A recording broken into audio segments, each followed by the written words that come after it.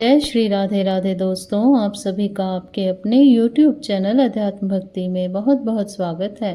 आइए आज आप सब सुनेंगे श्रावण मास में 5वें अध्याय में श्रावण मास में किए जाने वाले विभिन्न व्रत अनुष्ठान और रविवार व्रत वर्णन में सुकर्मा द्विज की कथा।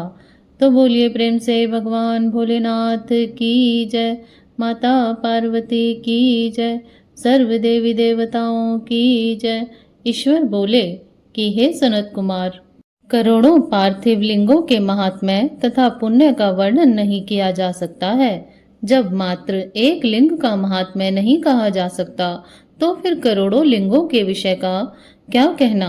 मनुष्य को चाहिए कि करोड़ लिंग निर्माण असमर्थता में 1,00,000 लिंग बनाए या 1000 लिंग या 100 लिंग ही बनाए। यहाँ तक कि एक लिंग बनाने में भी सन्निधि मिल जाती है। षडाक्षर मंत्र से 16 उपचारों के द्वारा भक्ति पूर्वक मन से भगवान शिव की पूजा करनी चाहिए। ग्रह यज्ञ के साथ उद्यापन करना चाहिए, उसके बाद होम कराना चाहिए और फिर ब्राह्मणों को भोजन कराना चाहिए। हे सनत कुमार, इस अनुष्ठान को करने वाले की अकाल मृत्यु नहीं होगी। यह व्रत बांझपन को दूर करने वाला है, सभी विपत्तियों का नाश करने वाला है तथा सभी संपत्तियों की वृद्धि करने वाला है। मृत्यु के पश्चात वह मनुष्य कल्प पर्यंत मेरे समीप कैलाशवास में निवास करता है। जो मनुष्य श्रावण मास में पंचामृत से शिवजी का अभिषेक करता है, वह सदा पंचामृत का पान करने वाला, गौधन से संपन्न, अत्यंत मधुर भाषण करने वाला तथा त्रिपुर के शत्रु भगवान शिव को प्रिय होता है। जो इस मास में अनुदान व्रत करने वाला तथा हविष्यान ग्रहण करने वाला होता है, वह व्रीहि आदि सभी प्रकार के धान्यों का अक्षय निधि स्वरूप हो जाता है। पत्तल पर भोजन करने वाला श्रेष्ठ मनुष्य सुवर्ण पात्र में भोजन करने वाला तथा शाक को त्याग करने से शाक कर्ता हो जाता है। श्रावण मास में केवल भूमि पर सोने वाला कैलाश में निवास प्राप्त करता है। इस मास में एक भी दिन प्रातः स्नान करने से मनुष्य को 1 वर्ष स्नान करने के फल का भागी कहा गया है। इस मास में जितेंद्रिय होने से इंद्रिय बल प्राप्त होता है। इस मास में स्फटिक, पाषाण, मृत्तिका, मरकतमणि, पिष्टि, धातु, चंदन, नवनीत आदि से निर्मित अथवा अन्य किसी भी शिवलिंग के साथ ही किसी स्वयं अवीरभूत न हुए लिंग में श्रेष्ठ पूजा करने वाला मनुष्य सैकड़ों ब्रह्म हत्या को भस्म कर डालता है। किसी तीर्थ क्षेत्र में सूर्य ग्रहण या चंद्र ग्रहण के अवसर पर 1,00,000 जप से जो सिद्धि होती है, वह इस मास में एक बार के जप से हो जाती है। अन्य समय में जो 1000 नमस्कार और प्रदक्षिणाएं की जाती हैं, उनका जो फल होता है, वह इस मास में एक बार करने से ही प्राप्त हो जाता है। मुझको प्रिय इस श्रावण मास में वेद पारायण करने पर सभी वेद मंत्रों की पूर्ण रूप से सिद्धि हो जाती है। श्रद्धा युक्त होकर इस मास में 1000 बार पुरुष सूक्त का पाठ करना चाहिए अथवा कलयुग में उसका 100 गुना पाठ करना चाहिए अथवा वर्ण संख्या का 100 गुना पाठ करना चाहिए अथवा वह करने में असमर्थ हो तो आलस्यहीन होकर मात्र 100 पाठ करने चाहिए। ऐसा करने वाला मनुष्य ब्रह्म हत्या आदि पापों से मुक्त हो जाता है, इसमें कोई संदेह नहीं है। गुरु पत्नी के साथ संसर्ग जन्य पाप के लिए यही महान प्रायश्चित है। इसके समान पुण्यप्रद, पवित्र तथा पाप नाशक कुछ भी नहीं है। पुरुष सूक्त के जप के बिना इस मास में एक भी दिन व्यतीत नहीं करना चाहिए। जो मनुष्य इस फल को अर्थवाद कहता है, वह नरकगामी होता है। इस महीने में समिधा, चारू, तिल और घृत से ग्रह यज्ञ होम करना चाहिए।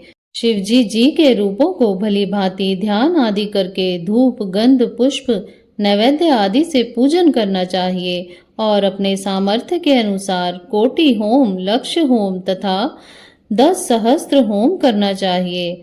व्याहृतियों ओम भू, ओम भुवः, ओम स्वः के साथ तिलों के द्वारा भी यह ग्रह यज्ञ नामक होम किया जाता है। हे सनत कुमार, इसके बाद अब मैं वारों के व्रतों का वर्णन करूंगा, आप सुनिए। हे अनग, उनमें सर्वप्रथम मैं आपको रविवार का व्रत बताऊंगा। इस संबंध में लोग एक प्राचीन इतिहास को कहते हैं। प्रतिष्ठानपुर में सुकर्मा नामक एक द्विज था। वह दरिद्र, कृपण तथा भिक्षावृत्ति में लगा रहता था। एक बार वह धान्य मांगने के लिए घूमते घूमते नगर में गया। उसने किसी एक गृहस्थ के घर में मिलकर रविवार का उत्तम व्रत करती हुई स्त्री को देखा।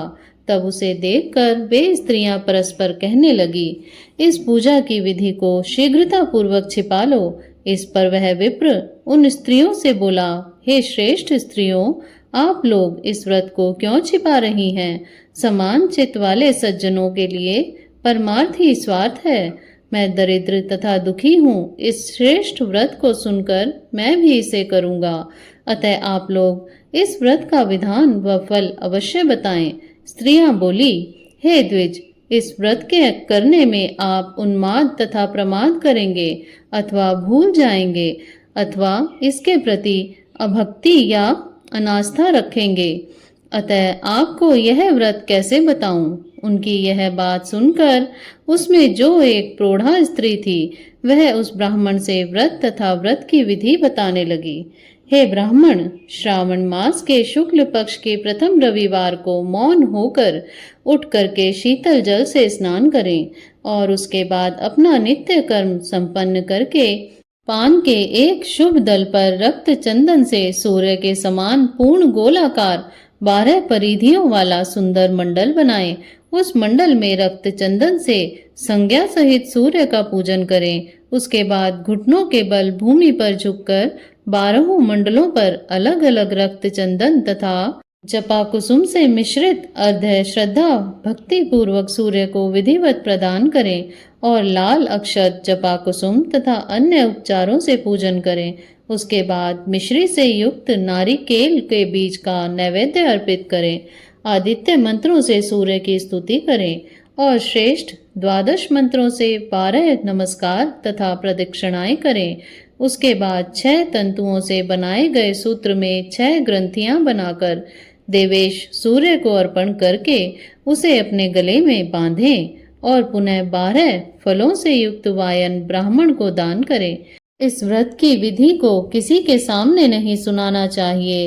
हे विप्र, इस विधि से व्रत के किए जाने पर धनहीन व्यक्ति धन प्राप्त करता है, पुत्रहीन पुत्र प्राप्त करता है, कोढ़ी कोढ़ से मुक्त हो जाता है, बंधन में पड़ा व्यक्ति बंधन से छूट जाता है, रोगी व्यक्ति रोग से मुक्त हो जाता है।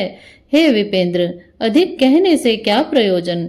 साधक जिस जिस अभिष्ट की कामना करता है वह इस व्रत के प्रभाव से उसे मिल जाता है। इस प्रकार श्रावण के 4 रविवार और कभी कभी 5 रविवार में इस व्रत को करना चाहिए। इसके बाद व्रत की संपूर्णता के लिए उद्यापन करना चाहिए। हे विपेंद्र, आप भी इसी प्रकार करें। इससे आपकी सभी कामनाओं की सिद्धि हो जाएगी। उसके बाद उन प्रतिव्रताओं को नमस्कार करके वह ब्राह्मण अपने घर आ गया। उसने जैसा सुना उसी विधि से उस संपूर्ण व्रत को किया और अपनी दोनों पुत्रियों को भी वह विधि सुनाई। उस व्रत को सुनाने मात्र से शिवजी के दर्शन से तथा उनके पूजन के प्रभाव से वे कन्याएं देवांगनाओं के सदृश्य हो गई। उसी समय से उस ब्राह्मण के घर में लक्ष्मी ने प्रवेश किया और वह अनेक उपायों तथा निमित्तों से धनवान हो गया। किसी दिन उस नगर के राजा ने ब्राह्मण के घर से होकर राजमार्ग से जाते समय खिड़की में खड़ी उन दोनों सुंदर तथा अनूप में कन्याओं को देख लिया। तीनों लोकों में कमल, चंद्रमा आदि से जो भी सुंदर वस्तुएं हैं उन्हें वे दोनों कन्याएं अपने शरीर के अवयवों से तिरस्कृत कर रही हैं। उन्हें देखकर राजा मोहित हो गए और क्षण भर के लिए वहीं खड़े हो गए। ब्राह्मण को शीघ्र बुलाकर उन्होंने दोनों कन्याओं को मांग लिया। तब उस ब्राह्मण ने भी हर्षित होकर दोनों कन्याएं राजा को प्रदान कर दी। उस राजा को पति रूप में प्राप्त करके वे कन्याएं भी प्रसन्न हो गई और वे स्वयं इस व्रत को करने लगी और पुत्र पौत्र आदि से संपन्न हो गई। हे मुने, महान ऐश्वर्य देने वाले इस व्रत को मैंने आपसे कह दिया। विधि नंदन, जिस व्रत के श्रावण मात्र से ही मनुष्य सभी मनोरथों को प्राप्त कर लेता है, उसके अनुष्ठान करने के फल का वर्णन कैसे किया जाए। इस प्रकार श्री स्कंद पुराण के अंतर्गत ईश्वर सनत कुमार संवाद में श्रावण मास महात्म्य में प्रकीर्णक, नाना व्रत, रविवार व्रत आदि कथन नामक 5वां अध्याय पूर्ण हुआ। तो बोलिए प्रेम से भगवान भोलेनाथ की जय, माता पार्वती की जय, सर्व देवी देवताओं की जय। इसी प्रकार से ज्ञानवर्धक जानकारियां प्राप्त करते रहने के लिए तथा बाकी के सभी अध्यायों को श्रवण करने के लिए यदि आप चैनल पर पहली बार आए हैं तो चैनल को सब्सक्राइब कर लें, ताकि आने वाली वीडियो की नोटिफिकेशन आपको समय से मिलती रहे। वीडियो को लाइक करें, शेयर करें। सुखी रहें, स्वस्थ रहें। जय श्री राधे राधे। धन्यवाद।